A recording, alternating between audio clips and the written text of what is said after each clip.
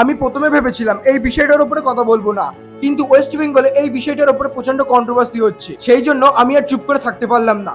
বিষয়টা হলো স্কুলের মিড ডে মিলে ডিমের পরিবর্তে দেওয়া হবে সয়াবিন আর পনির। কিন্তু আমার প্রশ্ন হলো, এই মুহূর্তে এটা কি শিক্ষা ব্যবস্থার সবচেয়ে বড় সমস্যা? কারণ আমি কেন বলছি, আমাদের ওয়েস্ট বেঙ্গলে এমন স্কুল আছে যেখানে বসার জন্য বেঞ্চটুকু নেই। হাজার হাজার ছাত্রছাত্রী আছে যারা আজও পর্যন্ত মাটিতে বসে পড়াশুনো করে। আবার অনেক স্কুল আছে যেখানে শিক্ষকের অভাব, একজন শিক্ষক পুরো স্কুলকে পরিচালনা করছে। আমার মনে হয় এইসব সমস্যার উপর বেশি গুরুত্ব দেওয়া দরকার, তাই না?